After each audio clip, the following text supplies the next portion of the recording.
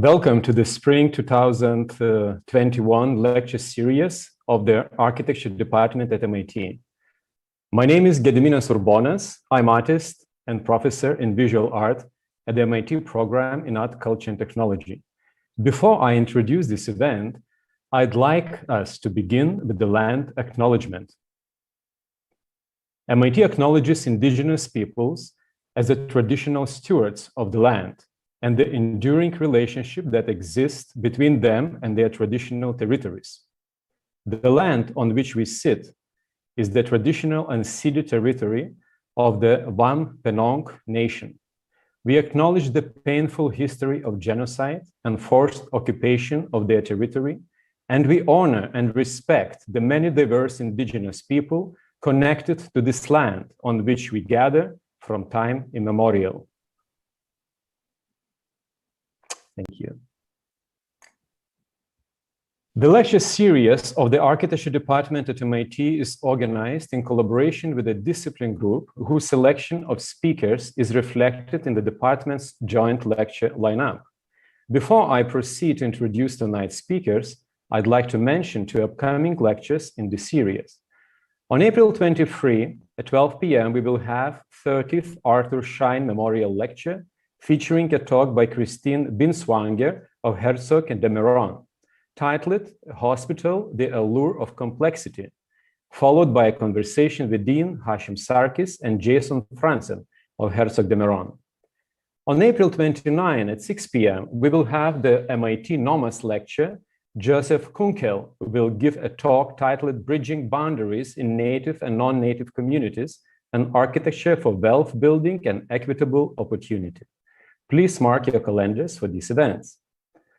And now I will introduce tonight's speakers. It is my great pleasure to introduce my colleague Azra Akšamija, an associate professor in the MIT program Art, Culture, and Technology, Department of Architecture.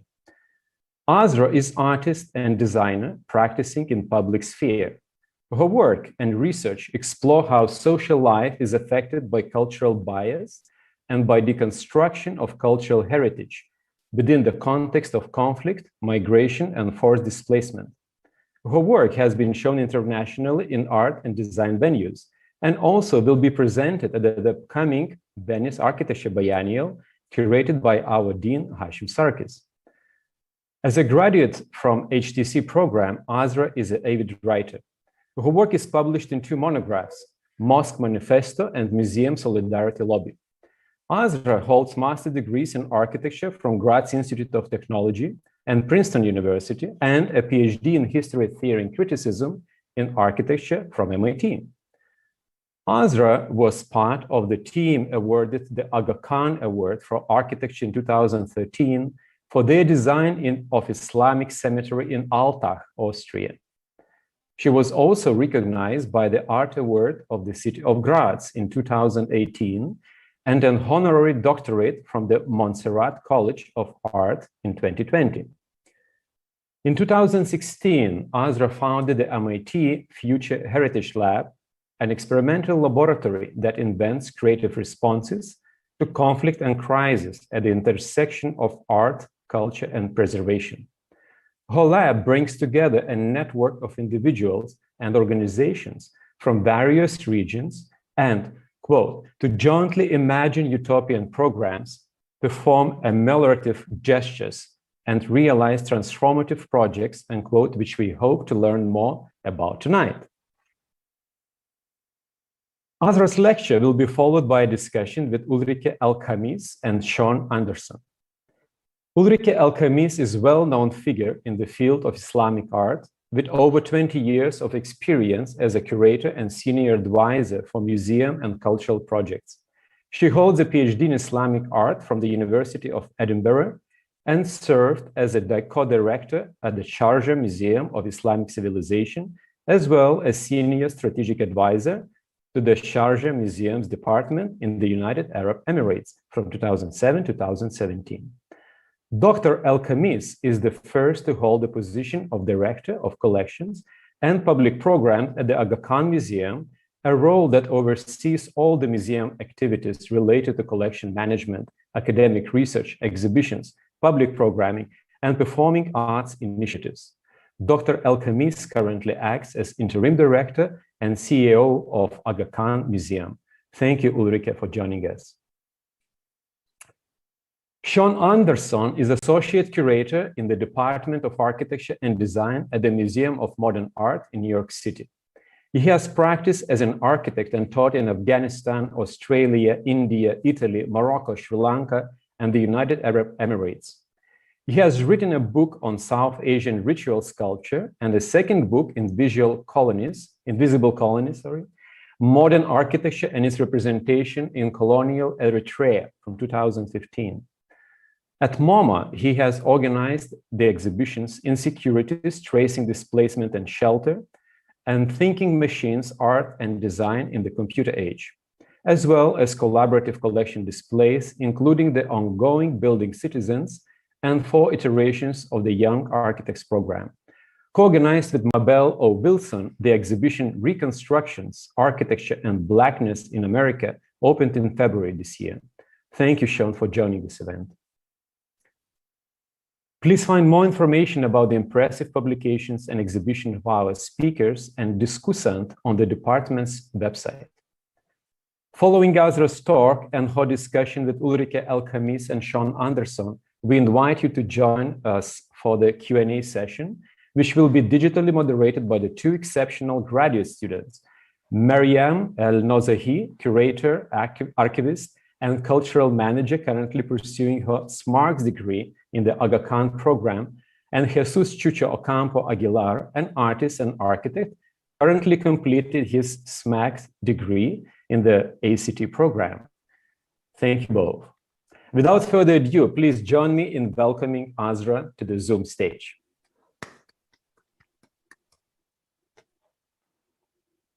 Thank you so much, Gediminas, for your generous introduction and for being here with us tonight. And thank you all for tuning in our lecture series. I'm so excited to be here. I would like to thank our department head, Nicolas de Monchaux, for the invitation, and also the program head, Judith Berry, for collaboration and invitation for this joint lecture series. So let me share my screen.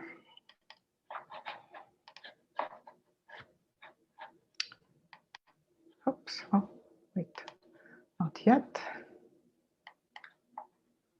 I do want to optimize sound. Okay.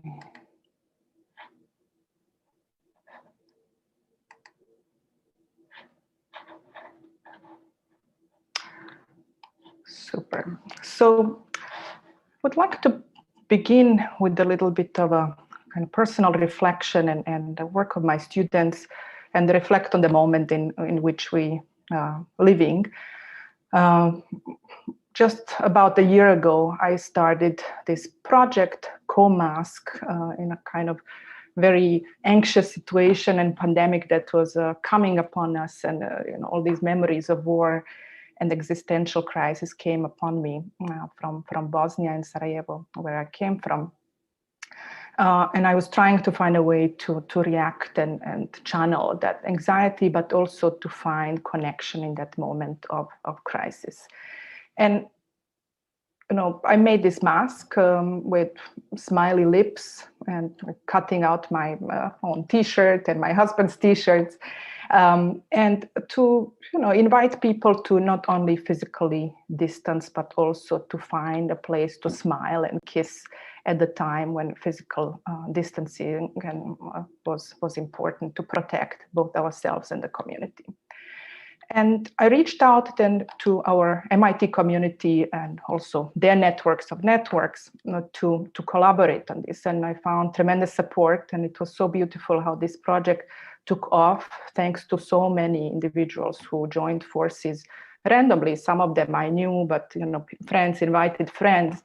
And people started translating sewing instructions, DIY instructions for this project in more than 28 languages. I hope that this mask has been circulating also around the world. We were trying to promote it in different places, and that it did reach some random and remote places in the world to save some lives, but also to connect us. It certainly forged friendships at MIT and within our community. And I would like to thank all my colleagues and students for collaborating on this project. This project has been continuing over the past year. We were teaching remotely, and this semester, for example, I again gave my students the assignment to reflect on the year we have been in and all the things that were happening in our lives, and to kind of design masks based on this prompt, but with a new reflection to comment on their COVID experience, but also the kind of possibilities of getting out of this crisis. And what is really evident from these projects, as you can see, the powerful images talking about racism and systemic racism and racial inequality, children in cages, attacks on our Asian community, but also the need to think about our emotional and mental health, and the health of our planet, our nature, the oceans, and the kind of protection that we are trying to put on ourselves must go hand in hand with the protection of the entire planet, and taking into account that we are not the only voice and the only inhabitants on this planet. These are powerful images of a future generation that is, that is going to live in the post-pandemic world. And right now in our class, we're trying to ask ourselves, where is the place for sanctuary of the future, and how might we develop new projects that are also optimistic and not just using art to critically comment on what is happening around us and to kind of make visible all these problems that are surrounding us, but also to find possibilities to be critically optimistic about the future. And maybe one hopeful note on that can be found in the way just this project also developed over the course of the past year. Over 40,000 of these masks are now produced in the Azra refugee camp. for and by the Syrian refugees with whom we have been collaborating over the past 5 years. The humanitarian organization CARE, with which we collaborate, has managed to actually push this project through the health ministry and kind of different levels of approval and health inspection, and to find a way to circulate it in communities that are most removed and isolated from any kind of support and help.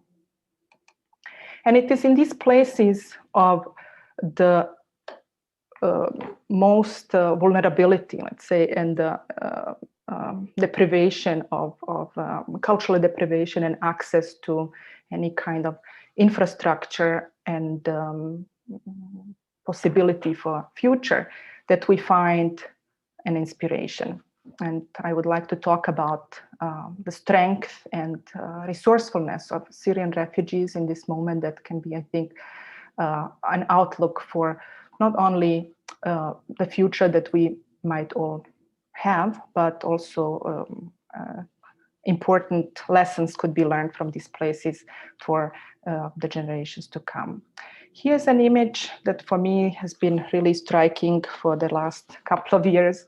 In the Azra refugee camp in Jordan, a man has built this, what looks like a replica of the Palmyra Arch that was destroyed by ISIS in 2015, and that he built in front of this ready-made shelter that you see in the background. And the background is, so to say, the cutting edge of the current state of humanitarian design. The image for me is so striking because you see the juxtaposition of two types of shelters. The one that is presenting our current approach to humanitarian aid, which is framed by parameters of efficiency, security, control, and surveillance, and seeing humans' needs as needs based on food and the roof above the head. And the other one that is in front of it, the mud one, that is fragile, but that is so powerful, warm, and kind of handmade, is the one that humanizes humanitarian aid and that puts culture at the forefront of what we need to be doing and looking at in this moment, the cultural shelter. And so here I would like to ask is, what is it that we can learn from these places for the future that might come upon us as we are witnessing climate change and the unprecedented existential threats, the unprecedented numbers of displaced people that are at this point more than 70 million worldwide and growing each day. Is this our future heritage, and is this all that we can offer and think about? What is it that humans need, and what role can culture play in this moment to facilitate a shift in our consciousness towards another kind of world that is more empathetic, that is more accountable, and that is taking care of those most vulnerable in our society. And here I am really excited to be in conversation with Sean Anderson, who has curated this wonderful exhibition a couple of years ago at MoMA, Insecurities, Tracing Displacement and Shelter, which asks this question: is this the solution, the ready-made, efficient shelter? Is this the design that we would like to propose? And is there a solution for this kind of crisis? And on the other hand, I'm also very excited to talk about the other notions of the sanctuary with Ulrike Al-Khamis, who has initiated this beautiful exhibition at the Aga Khan Museum in Toronto last year that our lab was fortunate to design the architecture for, that looks at the need and the definitions of sanctuary at the moment of displacement, but also on other scales of sanctuary of the mind and the idea of maybe a universal sanctuary and the earth as a sanctuary. So with this, I would like to transition to show you tonight a couple of projects by the Future Heritage Lab. This is an experimental laboratory that invents creative responses to conflict and crisis. I founded the lab in 2016 at the time when MIT was celebrating 100th anniversary of its move from the Boston campus to Cambridge, and where we designed this memory matrix project in the kind of iconic building on our campus to comment on the destruction of architecture and the humanitarian crisis around the world, and the need for us architects and artists and designers to be part of building a better future. So the lab works on connecting issues of cultural destruction on the one hand, and the meanings of heritage and all these layers of history and kind of social embeddedness of heritage on the one hand, and problems of forced displacement and humanitarian crisis. And we try to bring these two problem zones together in our work. The work that we do contributes to the broader field, an emerging field of experimental preservation that was initiated by Jorge Otero Palos. And here you see a project of his, Ethics of Dust, a beautiful project he uses preservation technologies like the latex cleaning techniques to pose ethical and critical questions around authenticity of memory. Where is it located? Is it in the monuments themselves, or in all these layers of dust and dirt and politics that are layering on top of these monuments over time?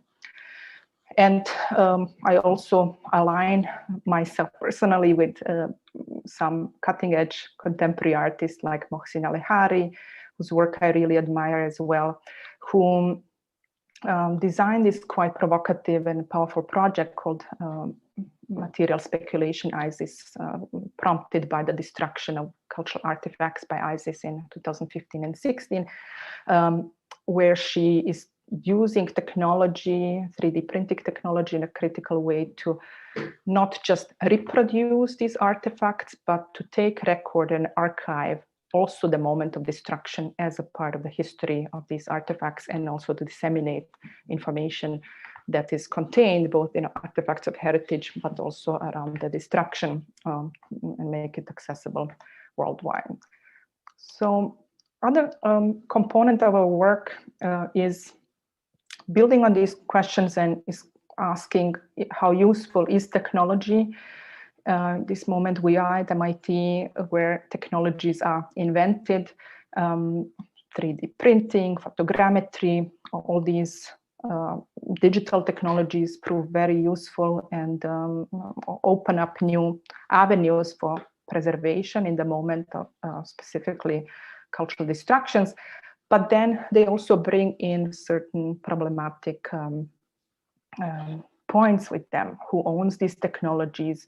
Are they shared? What does it mean, for example, to try to reproduce Palmyra Arch and tour it around centers of colonial power?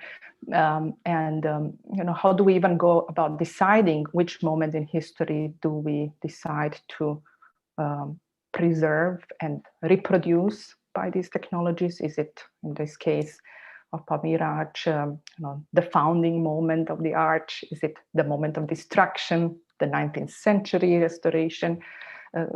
Who makes these decisions?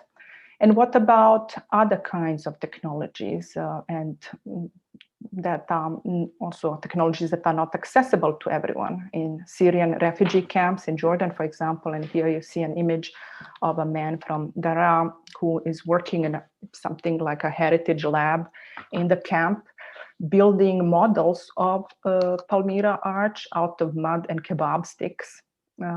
They don't have electricity necessarily always, and also no access to computers and 3D printers, you can forget, of course, in the camps. So who will be restoring this heritage, and what about the people who have lost these monuments. And other area that we are asking is about social reconstruction. As societies witness massive destruction of their heritage, as we did, for example, in Bosnia, where over 70% of specifically Islamic cultural heritage was almost completely erased. How do you go about restoring on such massive scale, and what do we prioritize? In Bosnia, prioritization was, of course, given to monuments of significant historical value, or monuments that were recognized by UNESCO. For example, the old bridge in Mostar was one of the first significant monuments that were restored. Even original stones were fished out of the water. Ancient techniques were used to recreate this bridge out of its authentic material. But in this case, reconstruction of the society was not achieved. It is a reconstruction of a symbol without the meaning that is attached to this symbol, which is basically to be a bridge between a Muslim and the Catholic side of the city, or the Bosniak and the Croat side of the city, and Serbs has also have been diminished out of the city in this case. So in our work, we try to push the agenda of focusing, at least in the moment of conflict and crisis, the efforts of preservation into reconstruction of social networks and revitalization of communities that are affected by conflict and crisis. And this doesn't only mean working with refugees, but also with those host communities that take them in, and where refugee bodies are politicized and used as a tool of xenophobia and creating and fostering nationalism and a kind of territorial dominance. In all of this, we also ask, what is the role of cultural institutions in addressing conflict and crisis? We are looking here at the Aga Khan Museum as meeting point in Berlin, a beautiful project where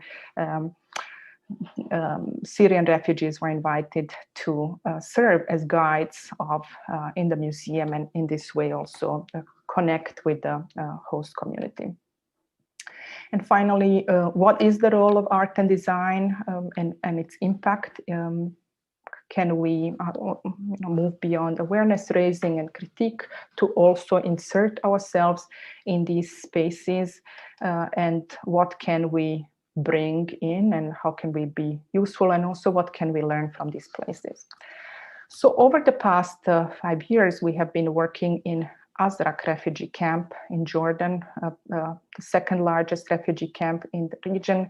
The largest one is Al-Zatari camp that you see here left in the image. This was the first one, housing more than 90,000 people, Azra around 40,000 people. Jordan has been notably a country that has taken a largest number of refugees in the region, or one of the most hosting countries, let's say. And by itself, it is a fragile country with already existing kind of large refugee populations of the Palestinian and Iraqi origin. So all these influx of new populations bring in additional also economic burden on these countries, while the rich Western countries are kind of shielding themselves of their own responsibility. So here we like to communicate between these different worlds and see how we could be helpful. What is notable is that wherever you go, all these refugee camps are kind of isolated areas, not meant to mix with the host population. Azra camp is placed in the middle of the East Jordan desert, located around 1.5 hours away, driving from Amman, capital city of Jordan. And from afar, there's not a single tree. It's like 45 degrees Celsius in the summer. And it's this endless array and horizon of caravans that are quite calling for despair. We entered the camp through, you cannot just go in there. These are almost very kind of gated zones, almost like prisons. You need special permits to get in there, through a collaboration with the German Jordanian University, our colleagues, academic partners on the ground, and also humanitarian organization CARE that has been generously hosting us and also testing with us possibilities of working in these zones. And then through a series of workshops with MIT students, Jordanian students, Palestinian students, and also Syrian refugees. You see here initially that there was Skype sessions, but after coming over and over into the camp, we established also local collaborations with local teams. Most important partner for us was the Al-Azra camp journal team, founded by a group of young people in the camp who are documenting the life and commenting on what's happening around them, but also inspiring people to express themselves through words. Together, we first began mapping the interlinked problems and kind of organizing them and prioritizing them to see where is it that we could even be useful. We didn't really know how we could go about working in this context and what would make most sense. And so each steps was collaboratively decided, and we tested different things. We were ourselves test case for the humanitarian organizations. What could these universities do? Here's one example of that, an art project called The Light Weaver, where we designed a little lamp that functions as an educational device, but also as a tool to preserve memory, to translate patterns from embroidery into light, and also you could use it to transform the shelter into a kind of cultural center from within without touching it, because at that time refugees were not allowed to touch the caravans that were given to them. Other types of collaborations involved workshops and kind of reinterpretations of traditional forms, like working on Mukarnas. Dr. Yagan, who is our collaborator in Jordan, is a specialist in an expert in Islamic geometry. And in all of these collaborations, what was important for us is to establish this group dynamic that is always multi-generational, cross-disciplinary, and transcultural exchange that is, so to say, multi-directional. So everyone is an expert in something and is learning something. So everyone brings in something and learns from each other. So some of the outputs of these collaborations include poetry. For example, here is one Azra poem that I would like to recite for you, that we developed collaboratively over WhatsApp and different languages, translating back and forth in English and Arabic. So the Arabic translation will be not fully one-to-one with the English one. It goes like this. Based in a timeless place, trapped yet alive,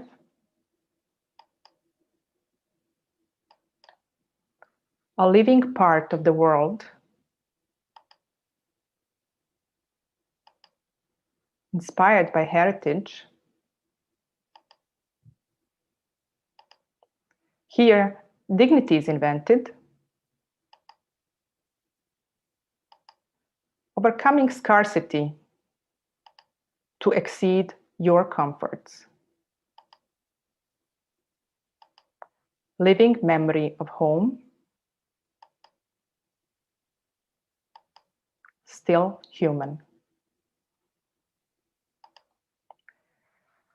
So this poem reflects on a lot of the feelings and images that we all gathered collectively in the camp, and together we focused on channeling all these really depressing problems into some positive yet critical light through the lens of refugee inventions. So people in the camp are incredibly resourceful and really genius, making things like transforming these humanitarian aid lamps into cell phone chargers, but also, not just producing air conditioners and things like that would cool the place, but also creating toys and palaces of memory and things that are not really utilitarian, that talk about these other needs. So people invent things that are not provided, and that they point at the problems and these needs.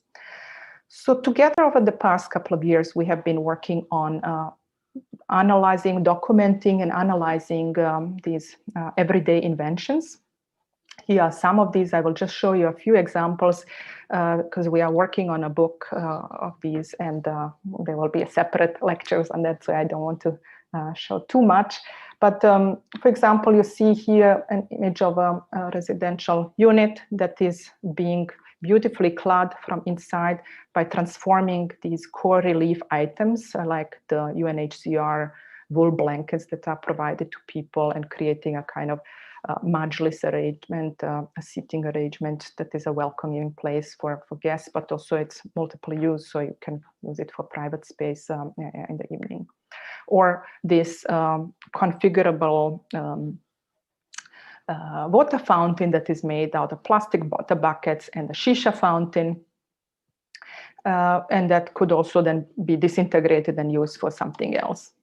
You see here, then with MIT students, we went back with these photographs that the journal team in Azra took, and we disintegrated them and reverse engineered them in terms of design analysis, and created a kind of how-to and what are these, how are these things made without any tools, right? And then reassembling those inventions into triptychs that are talking about scenes of everyday life and this resourcefulness and cultural resilience of Syrian refugees, and to point at the needs that are the real needs of people, not the ones that we think they are, or that the humanitarian system might kind of frame them in, but to kind of disseminate their voice. This research is coming together as we speak, is going to print next week in the book Designed to Live, Everyday Inventions from a Refugee Camp, to be published by MIT Press. The book is co-edited with Melina Filipou, Program Director of the Future Heritage Lab, and Rafat Maizub, who is a graduate of the ACT program and currently teaching in Beirut. So over this period of a couple of years, we then developed this mode of working as a kind of, it's always an expandable, retractable network of people that works across different places, and every phase of a project goes to the next project and goes to the next project, and things are flowing into each other. So the lab is not a laboratory in the sense of, you have a fixed place in MIT and where people are testing things, but it's a kind of mobile network of networks that is collaborating across borders and both cultural, political, and disciplinary. Along these design and artistic explorations, it was very important for us to find a mode of accountability for ourselves, but also to reflect on what are we doing, because we didn't always know what we are doing, and what is appropriate maybe in one cultural context is not in another. And also we learned a lot throughout the work that a lot of the things that one discipline thinks are okay are absolutely not okay from another standpoint. And so together with students, we began exploring this idea of a code of ethics. And of course, immediately ran into a problem: who defines the ethics? Whose code is this?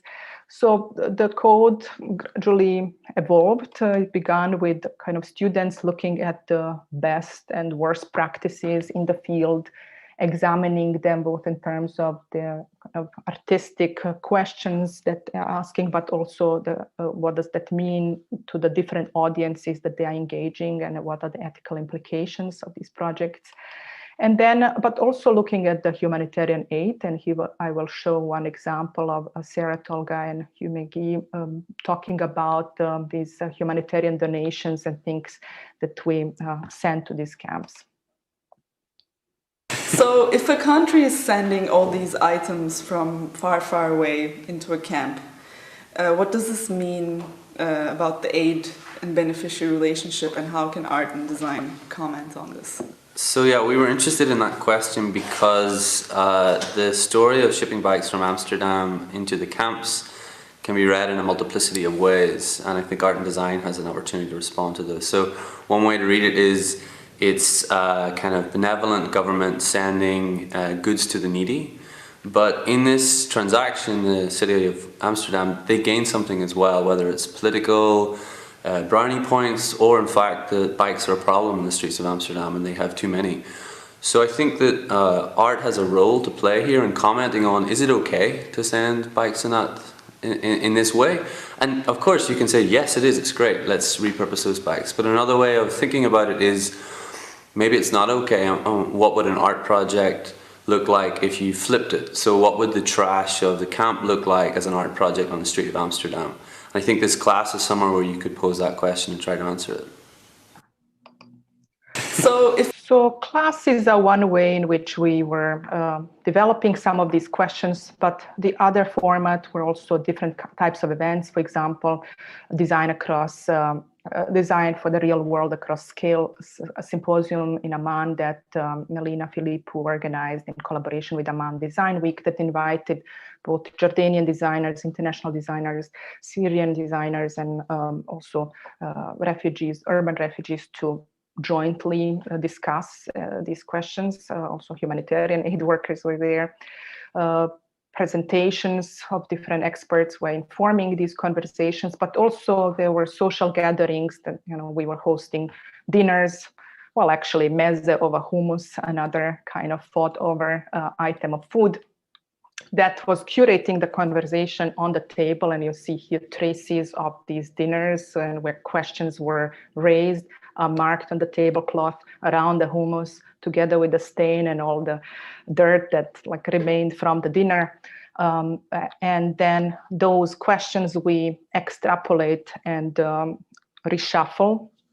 We ask people also to kind of edit out questions from the Code of Ethics.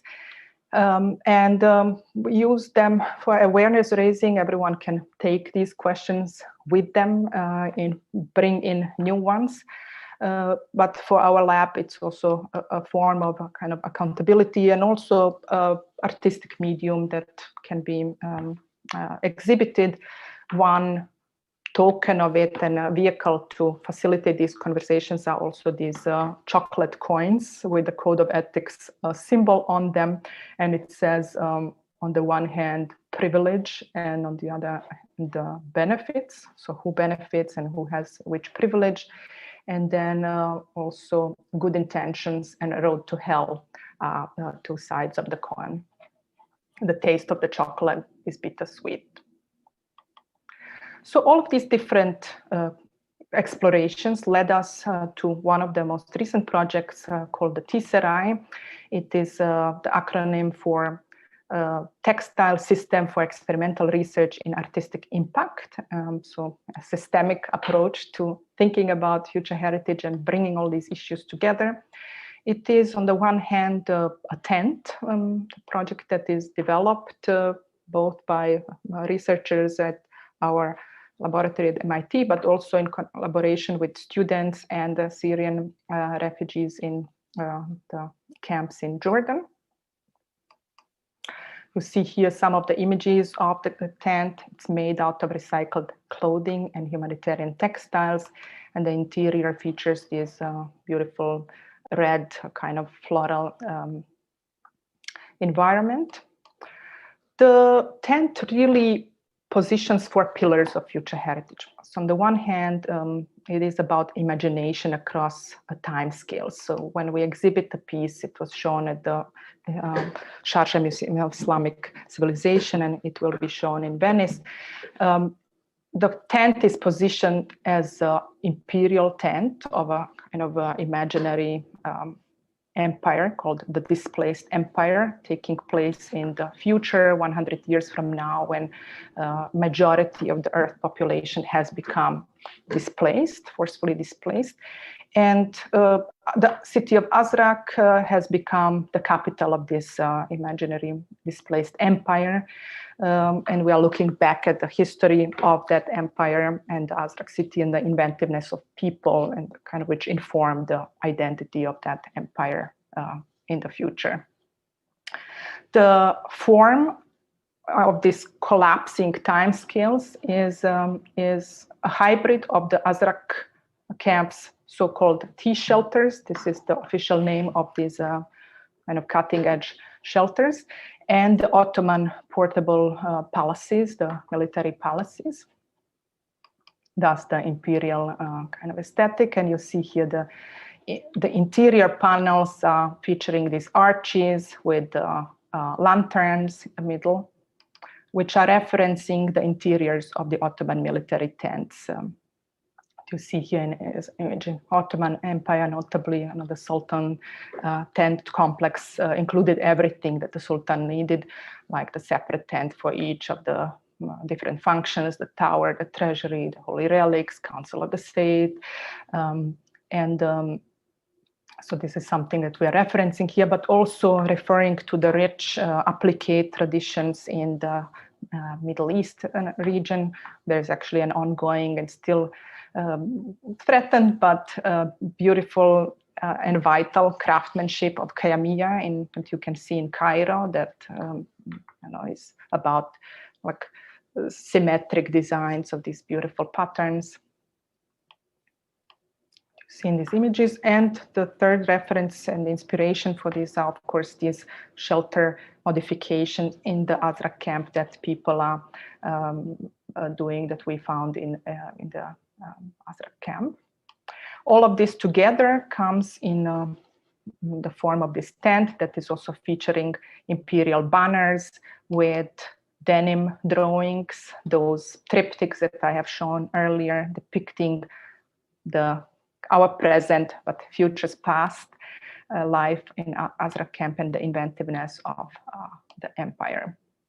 Another pillar of the future heritage is the culturally sensitive design, which builds on the legacies of critical design and interrogative design, taking design both as a form of inquiry and questioning and a critique, but to reposition culture as an essential human need. And this is a claim that we are making for these camps. As I mentioned earlier, the refugee camps are mostly planned according to paradigms of security and efficiency. I mean, of course, you have 1,000 people arriving into a refugee camp per day. How will you accommodate all of them? And it is really difficult to kind of address this issue.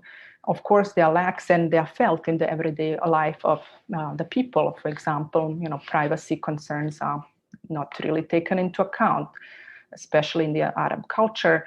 How are gender separated, and actually the entire family, including the old people and the young people and the children, everyone, you have 8 people living in one space, and everything happens in there, from cooking, learning, welcoming guests. There is very little social spaces. There are a couple of kind of shared spaces that are multifunctional for sports activities and culture. But of course, because they are so lacking, and constantly there are some delegations coming in, from humanitarian delegations to donors, then it says, okay, refugees out, we need the space to welcome this and this delegation, and including us when we were there. So there's really a lack of social and cultural spaces in the camps. So here T-Serai contemplates possibility of addressing both these kind of needs in the private space, but also of shared spaces. So you could make tapestries that would clad and transform space in individual shelters for vertical planting, but also you could assemble them together and create a social space. The material used are recycled humanitarian core relief items, and also clothing donations that are partly culturally inappropriate and are not used. And we layer them accordingly. And this is a photo montage of how a space of using that first prototype could look if you would look at the existing T-shelter and with the photo montage. The layering also is meant to think about different functions that these textiles could have. On the one hand, for example, with the different layers, you can create pockets and possibilities for mobile storage. And on the other hand, we were also testing the possibilities of insulating these shelters. It, as I mentioned, gets really, really hot, and you can imagine being then in a steel shelter in a desert in the 47 degrees Celsius without air conditioner. How might one use some of these fabric properties to increase comfort? The T-Serai also is about rethinking modularity and standardization. We are using a modular structure, a carport that we bought and then modified, custom modified, to be able to do different constellations of spaces with them. So you could create 2 sheds out of 2 carports, or you could make 2 hexagons or 1 dodectagon. Another layer is performative preservation, meaning that we work with tools of contemporary art like participation or co-creation to inform education in conflict zones and also foster kind of social cohesion between migrants and hosts and between the refugee community itself, which is scattered and coming from all over the place. We do that through forms of also storytelling and story sharing. There is on the one hand stories that are embedded in textiles themselves, who wore these clothes and why did they discard them and what do they mean to different people, the patterns that are embedded in the fabrics, but also looking at the kind of legacy of the applique and quilting work that is also providing a form of resistance and political commentary. Here I'm blending in some references to Hawaiian quilt, for example, and to African-American quilting tradition, and the ways in which also contemporary artists are looking in ways to kind of highlight those stories that were undermined and bring out voices that were not heard. But instead of applique, we are doing the reverse applique. It's a technique that's also called slashing, where you layer pieces of fabric and then you cut, you sew them together in a certain shape, and then you cut through them, and that reveals the pattern. So this has been tested in various formats through classes and workshops. So here you see images from my class at MIT in 2019, and also a workshop at the American University in Sharjah, where students are asked to both share stories of textiles, maybe from the places of their origin, from their personal history and cultural background, but also, here we see the Palestinian fabric of a student in Sharjah who actually has never been to Palestine, but still is connected to that heritage, and the fabric is something that she wanted to work for this piece. At MIT, of course, because the students are coming from all countries of the world, it was so beautiful to see all these stories coming from them, and the top, ranging from a kind of Ghanaian cultural heritage to looking at the kind of history of the Ottoman tulip and its potential to as a transcultural symbol that arrived in Holland, to yurts and the nomadic architecture, the Mexican heritage, so Serbian patterns and a kind of connectedness between the Balkan nations and so on. And students use these fabrics to share stories, to research also about the transcultural dimensions of heritage and how symbols travel from region to region, and how knowledge is exchanged across geographies, but also conflicts that might arise around those issues. The student work was exhibited together with the tent in the Sharjah Museum of Islamic Civilization, which generously supported the production of this tent prototype. And it was really great to be able to engage thousands and thousands of people in the Emirates. The museum did an excellent job on kind of outreaching to various communities in the Emirates. The other component of this project was tested and developed, and with the hope for further development, in the T-Serai camp in Jordan, where it didn't make sense to now, bring an exhibit and stage some tent, but we found it more appropriate to intervene ourselves and interweave into the existing programs. Norwegian Refugee Council, in this case, runs a wonderful youth skill development program where young women are learning sewing and different work with fabrics, and they're also experimenting with product design, entrepreneurship, and these kinds of issues. Of course, these kinds of courses can lead into labor exploitation of refugees and them working for in some cheap factories. Of course, NRC is trying to control that and empower these women and control the ethics around this as much as possible within the legal framework.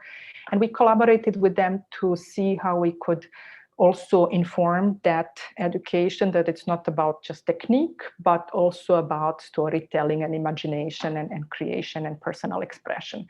And so here's our collaborators in the NRC, amazing team of women, power women, and around 14 Syrian women were participating in these workshops, and here are some of their designs. Once, at the beginning, they were like, okay, what are we doing here? But when they saw all these fabrics put together and what they did to the space and how it transformed this mini shared space, everyone's eyes lit up. And we are hoping now, with the grant of the Laventel Center for Advanced Urbanism that we received, to develop this project further in the T-Serai camp, as long as we can get in there back. Right now, the camps are not accessible due to COVID. The final piece of this is the component of abundance and scarcity, taking into account the kind of global logic of materials. Notably, all refugee camps have one of these big problems, that is trash. Trash being sent to them, trash of the world, but also trash that they are producing, and there are no facilities to recycle it. And the materials that we are using is this kind of trash, but looking at the ways in which one could use the idea of upcycling for meaningful production of meaningful cultural items. For example, you have the Japanese Boro technique on all traditions of appliqué, which translates into ragged, and it's begun as a practical material saving practice of patching and fixing all clothes.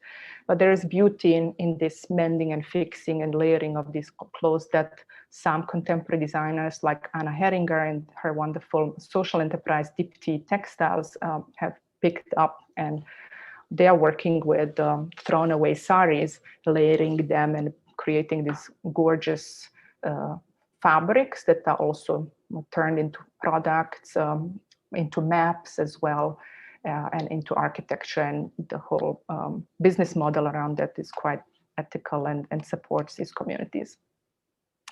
There's research around that. Of course, here an amazing drawing designed by Nathalie Bellefleur, collaborated in the lab in 2019, where we looked at the kind of global circulations of these fabrics and the social and environmental cost of the project itself.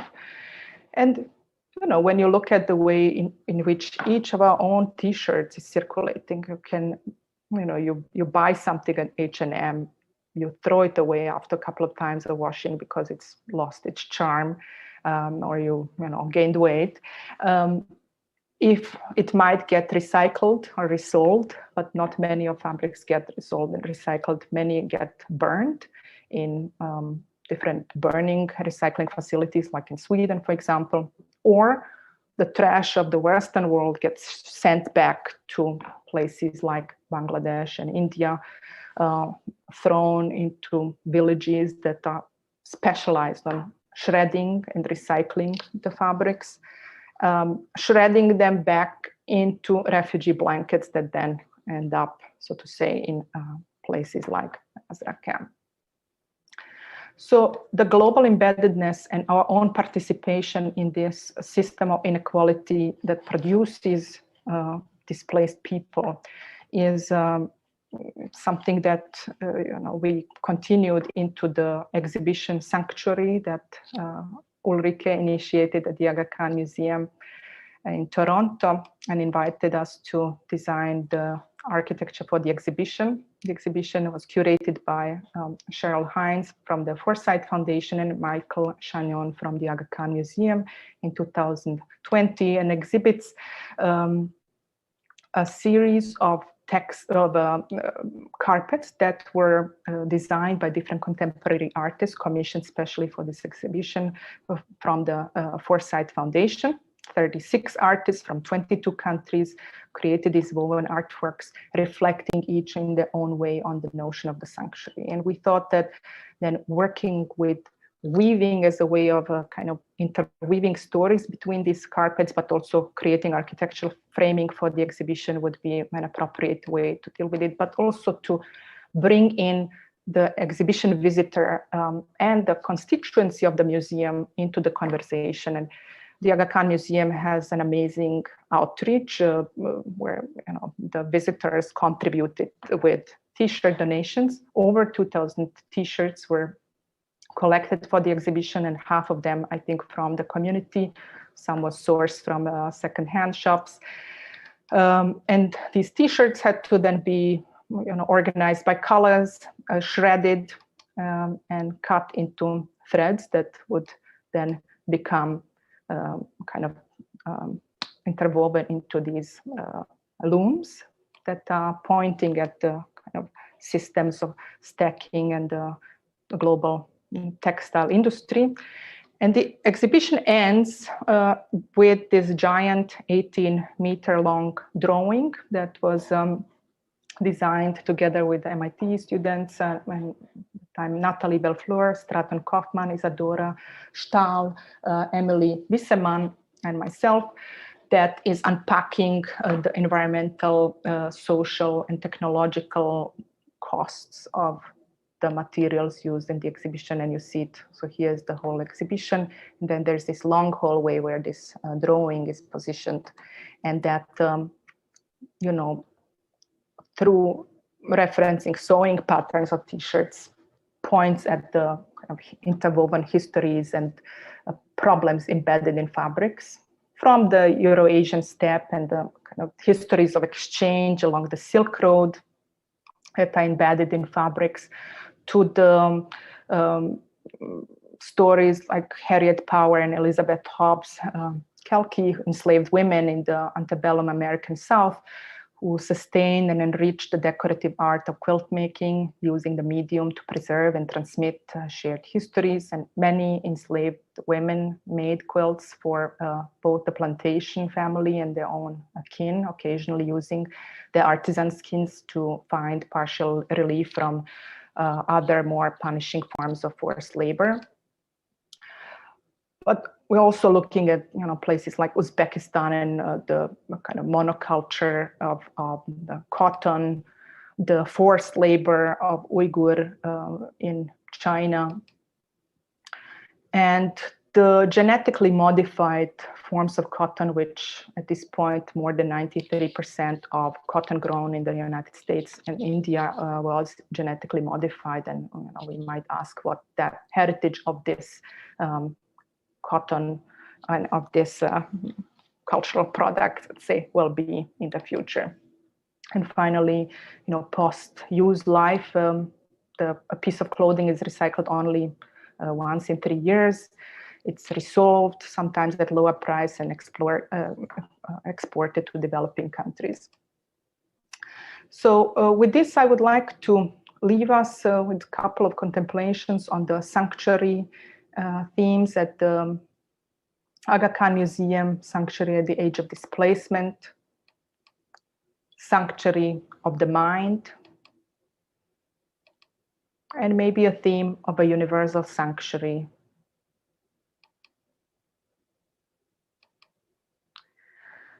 I think I will end here because I have reached the end of my time. Thank you very much for your attention.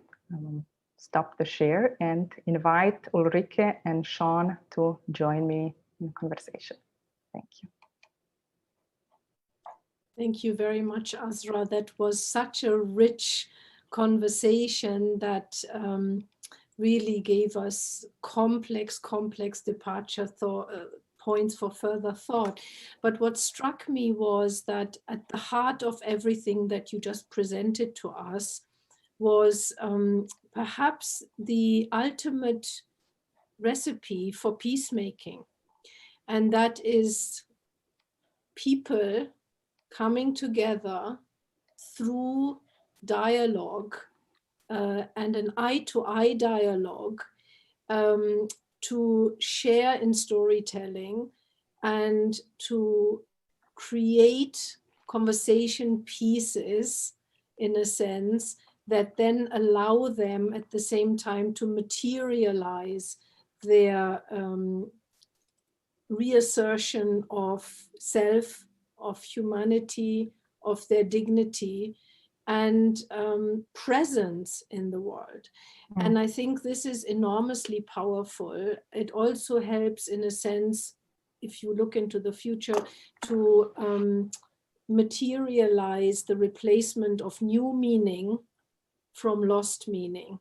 And I think this is enormously inspiring as we think about, in our respective professions, how we make meaning out of all the urgencies and the challenges in the world today, and contribute to the contributions that we want to make to ultimately use culture to make the world a better place. So what I wanted to ask really is, in this dialogue, how do you ensure, and how do we ensure in our work that we actually empower the inherent self and the indigenous understanding of heritage and tradition, without inadvertently imposing our own ideas and our own solutions? And that's, I would love to hear your thoughts, but also bring Sean into that, because working with refugees and refugee topics in so many ways, this is always something where I've been extremely anxious that we don't inadvertently impose our own narrative, or indeed appropriate the refugee narrative for our own convictions. Azra? What a great question, very challenging question that we have also grappled with. And, you know, especially at the beginning, you see these young people who in the camp who have no access to anything. I mean, education is also very limited in terms of time and access to spaces and teachers and anything. And what does one bring in it? And are we the ones to educate? I mean, they have their own teachers, they have Jordanian teachers, they have Syrian teachers, and what one would bring. And for me, I think over the time, it was really just bringing in formats for exchange and a kind of initiation of a creative process, but with the possibility to interpret and do whatever you want with it. Initially, I must admit, I was like, oh, we should bring in, you know, Syrian artifacts and images of stuff from the home. I had this very nostalgic approach and complete misunderstanding of, or, you know, I was kind of looking at what can we do and should be doing. And very soon I was, faced with like reflection by the young people, like, hey, what kind of music do you listen to? And, you know, some of them like Britney Spears and they love the jeans. And I mean, this is a global youth that has access to YouTube and different channels, and, you know, they have their local references and they have their global references.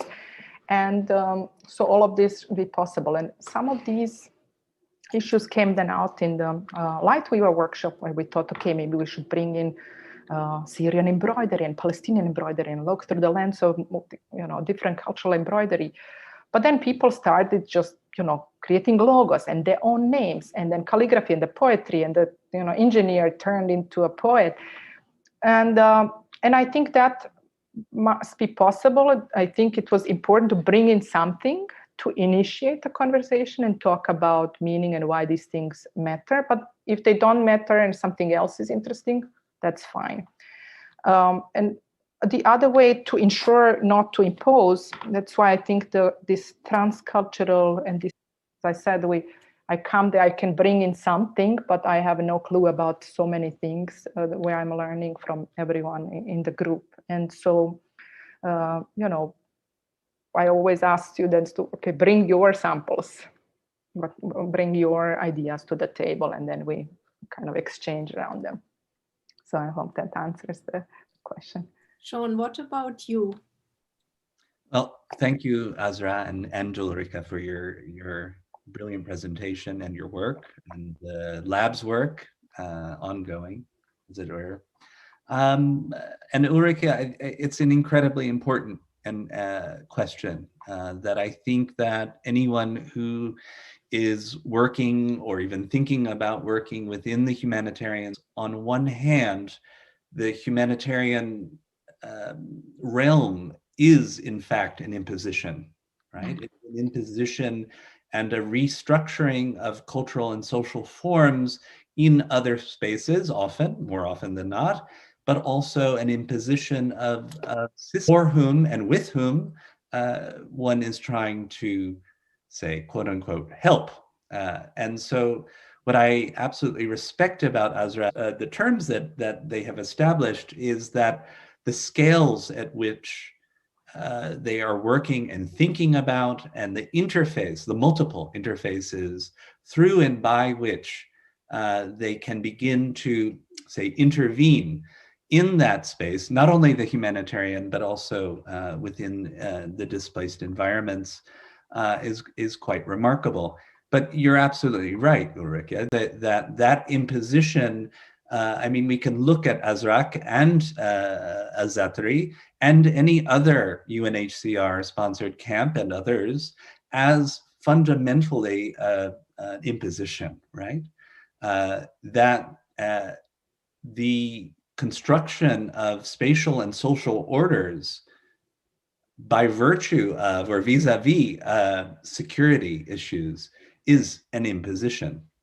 And I say that just from my own experiences working in Jordan, both in Azraq and Zatari, but also in other humanitarian spaces as well, whereby architects and designers were certainly not involved in thinking through what it meant, A, to be in a displaced environment, but B, what does it mean then to establish and rethink the ways in which these individuals, these communities, these families are going to exist in these displaced environments.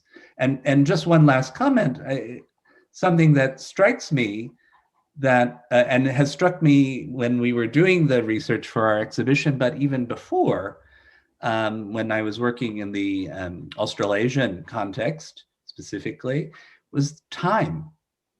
That something that we don't really ever regard as being not only structurally informative, but spatially informative, no doubt, is that the average length of time, I think still, for a displaced person in a refugee camp is 17 years. So how do we think about not only the immediate needs of these individuals, but how do we think about them and design for longer term generations in many cases?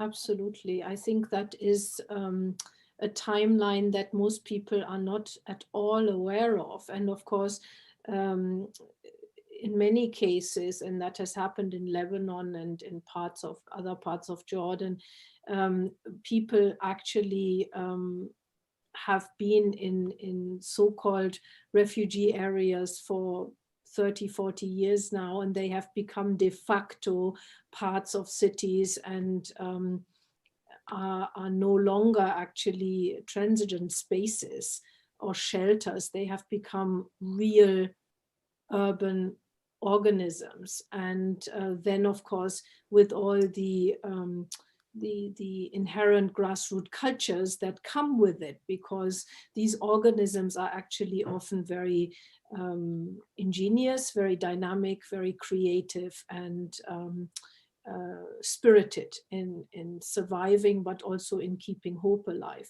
One other thing that struck me was that all the initiatives, Azra, that you have been leading in your work, in a sense, have encapsulated an enormous degree of intangibility, because in the work that you are engendering and encouraging people to contribute to creatively, ultimately is a materialization of memories, of poetry, of genealogies, of stories of identity and belonging.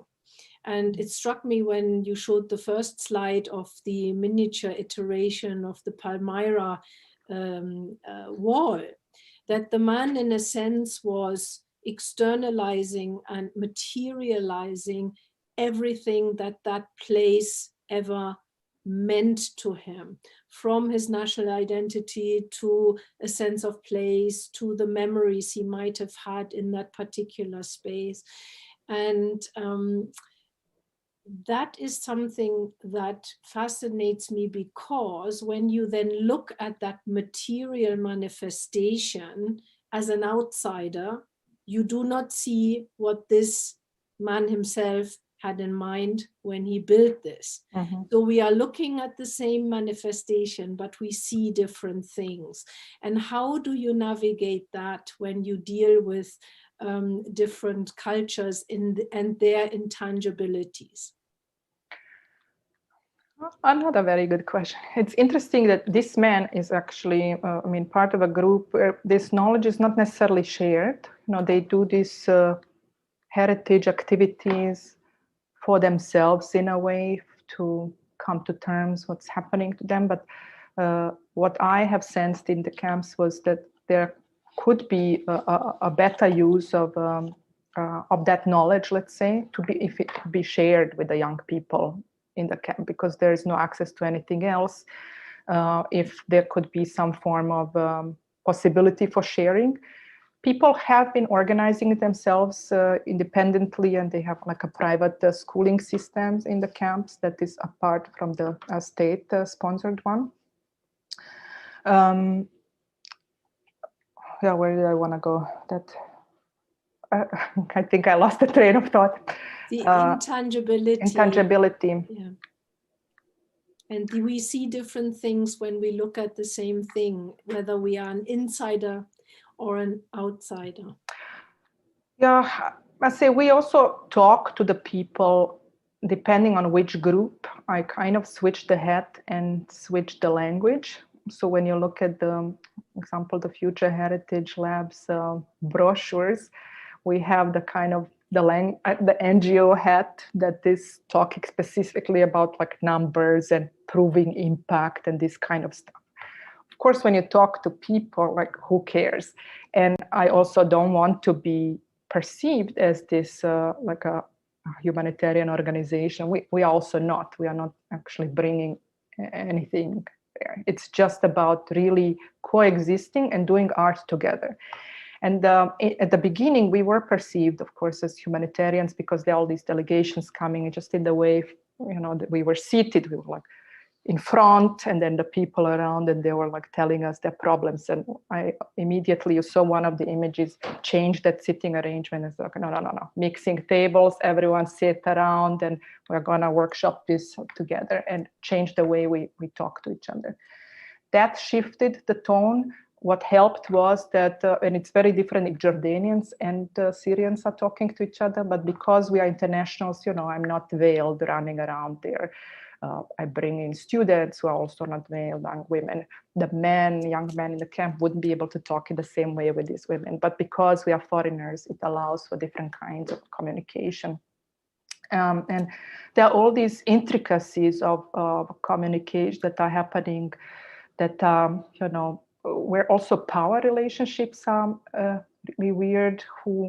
Of course, we come with a privilege, but there was one situation, and I will not name names, but one of the people who is from Tripoli with our group was in the camp. We had this workshop, and he's sitting with a guy who was actually in the Syrian army, who was like marching in Tripoli just a couple of years ago.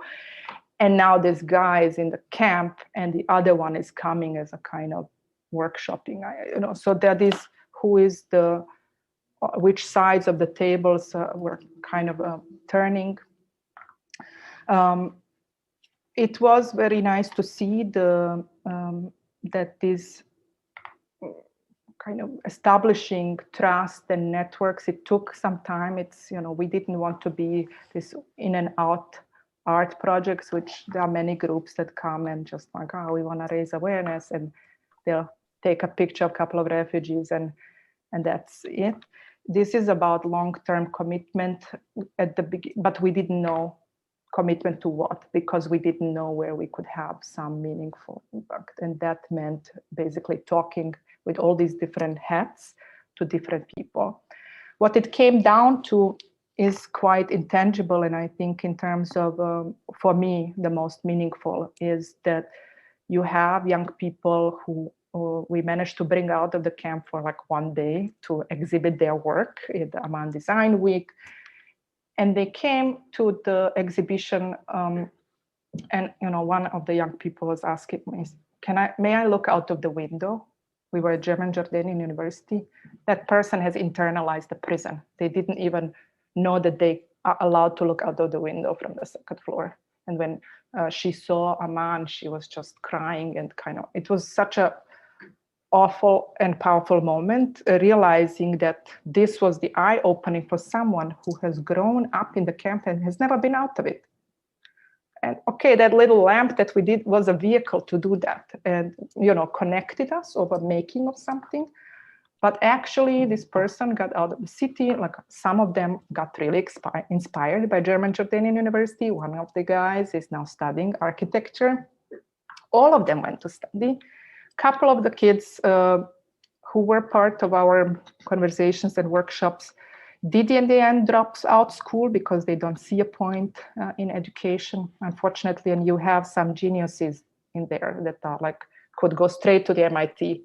They can teach you everything.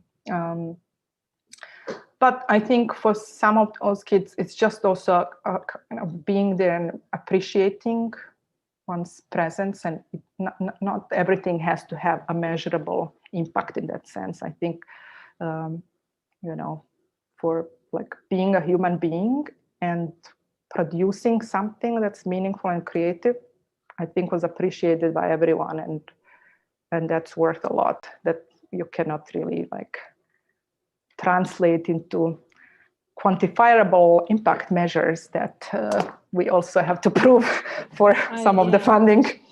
And probably you will find that the most powerful impact is again intangible rather than tangible. Sean, how do you navigate the aspect of intangibility and the different ways of seeing physically and metaphorically when you work with other cultures in general and in particular within your context? Well, Ulrike, I think I like that you used quotes for seeing, because in a sense, maybe seeing should be in quotes. Seeing is on one hand a Western construction in as much as seeing each other and seeing each other as human, to pick up on Azra's point, to see oneself in another is perhaps less of a Western construction and more of a universal construction, or an aspiration, perhaps. My work, you know, when I've worked as an architect and as a historian in multiple locations, I would say that the conversation begins at the table or with food. Or I love the dinner table mappings, the choreographies, the scores that you showed. It was quite beautiful because it also involves the hand and the face and the conversation, and that form of communication, which is kind of from time immemorial, not only establishes that one and another are at the same plane in the same space, but it also allows for those multiple histories that each person around that table or around that cup of tea, that they embody multiple narratives, multiple geographies, multiple histories that then are condensed or coalesced in that space. So I would say it's always about thinking of the space in which those interactions, those conversations, and those interfaces can happen, and that the ways in which you build, say, those spaces are often as important, if not more, than the conversation that happens afterward. I would say, just in the camp context in particular, they are not made for those conversations. Mm. They haven't been designed or imagined as spaces for those conversations. And So, that's interesting, particularly because in the region that you both have been active in, conversation is actually a fundamental, pivotal part of culture, because conversation is culture and generates culture, and often in extended families, in neighborhoods. And of course, when you have these little tiny units, they are not conducive to a flow of the traditional way of conversations between these artificial units that you have to deal with. So that is a really very, very important point. And then the other thing also, of course, is that in a sense you need, especially for your projects, a space that is emphatically non-hierarchical, however you want to define that. Because if there are any elements in which the physical aspects of the space suggest hierarchy, you already, in a sense, pervert the conversation that you want to take place, right? absolutely, absolutely. And I don't want to interrupt Azra, but we'll have to switch soon to the questions because we are reaching. Okay. But go ahead, finish your thought, and then. I mean, it's something to be said that what we have been experiencing as multiple societies in the past year, but also in America in particular, speaks to the very same things that Azra's work and the lab's work is proposing, that we have to rethink the ways in which we not only interact with each other, but see each other, to use your words, Ulrike. And if we don't confront the systemic failures in our societies across the world, we will continue to repeat and displace and disenfranchise and continue down this long dark road of more millions of people being displaced. Absolutely. And you know, in a sense, just to sum up, everything that you guys are working on is really to enable the see me of others. See me, you know, whether it's the wonderful constructions and shelters and tents and so on that Azra is working with, or your work. Ultimately, the statement is see me, right?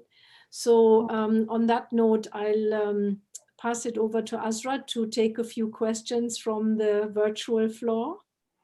Thank you so much, Ulrike. These are such a beautiful final words of both of you. See me as a human being, as one of you. So there are some interesting questions here. For example, are there instances when you had to activate your code of ethics during your work with the refugee camps? I would say all the time. I mean, the code of ethics evolves because we had all these dilemmas and issues, and what are we allowed to do? What are we doing?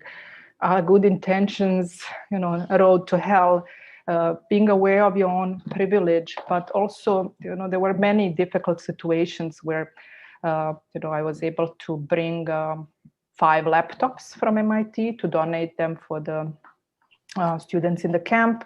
But then that whole package is super regulated in Jordan by government. Government is inspecting the NGO. The NGO is like holding the keys.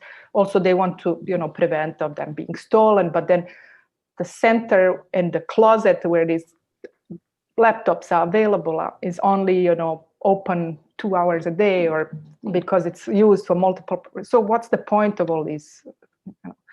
So then we left, 3 laptops there, but then 2 we are going to use them and give them to the people later. And then, there was a situation like, someone is asking you, could you give me the laptop? And what do? You have someone? Of course, I would love to give you that damn laptop. That's why I brought it. But then, that would jeopardize the trust relationship with the government, with the NGO. Then what about all these other people who also, why is that one person more deserving to get that laptop than the other? And how do you say no to someone like that? It's really awful. Or every time when we would leave the camp, just the fact that we can leave and they can't is a huge ethical problem for me. And, this whole work was also about not necessarily accepting that refugee camps exist, that kind of making them more tolerable and beautiful. So please don't misunderstand this work we are doing in that direction. But it was occasionally really that feeling that, you work in a context that you don't agree with inherently, and how do you work against it?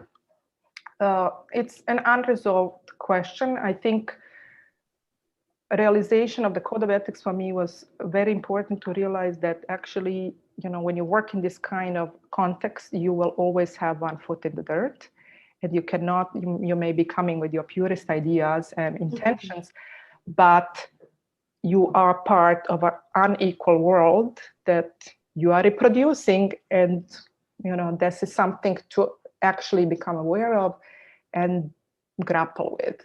And we are also here, we are having this wonderful conversation while all these people are still there. They have no access to healthcare. They have no COVID vaccines. I got mine, right? So how do I deal with that? I think we need a code of ethics for the entire world. That's maybe one lesson to bring out of this. Let's see other questions. To what end would you like to see Future Heritage Lab evolve? In other words, what is the future of the Future Heritage Lab? We will see. The future is in the making. We are hoping to develop it further. Right now, the pandemic put a hold on a lot of the operations we were doing, but we are continuing the work through the network. And luckily, the technology being online allows us to develop some work.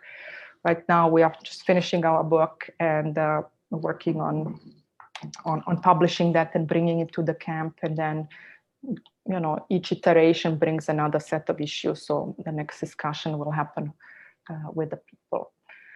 Of course, I would like to grow the lab and its mission, and ideally, also open up MIT to share some of its privileges and access to those people that would also deserve to be part of our community. You do a wonderful job of integrating students into your work. Can you share a story of a cultural melding experience with a group of students? I would say, in regard to, integrating students in my work, I would say it's more that I, again, create a framing. It's almost like being a curator of a creative process in which people do their individual works. They're not working for me or on my projects, unless they are paid workers that are collaborating in a kind of office setting, right? But the students do their own stuff, and I try to not impose my opinion or ideas on them, but just kind of question them and push them, encourage them to become better versions of themselves. Cultural melding of experience of students, again, I think maybe in the camps that came most beautifully in the light weaver workshops, when all these kind of hybrid patterns started emerging, where people were like finishing and adding on each other's work, but also in the classes across, the T-Serai is one example of like one group produces it in one locations, and that inspires the next location and the next location. And I'm sure that some of these ideas integrate into a student's work. Okay, so maybe one last question and then we can wrap up. Cultural heritage is a human right. What are some of the ways honoring that right would play out? What happens when cultures are in conflict? Yeah, that's a really good questions. And for me, I mean, I'm grappling with that in different kinds of research. I mean, from my work in Bosnia, for example, where so much has been destroyed, and where cultural heritage literally was a substitute for human beings. It went, destruction of people went hand in hand with the destruction of heritage, and the restoration and accessing it afterwards is also not a privilege that everyone has. But who is in charge? In Bosnia, we have a government that is quasi, an apartheid situation. It's an almost war situation, just that heritage is used as a tool for war. And normally it would be governments and policies that would protect access to heritage, let's say, as a human right. But and we have witnessed it in this country, previous legislation, that, when you have a government that denies you those basic rights, what do you do? How do you claim that power back? And I think, contemporary art maybe be a very powerful tool to find to one another and find creative means to reinvent ourselves and reinvent the way in which we organize our collective body. But ultimately, it is about the need for political change and economic change.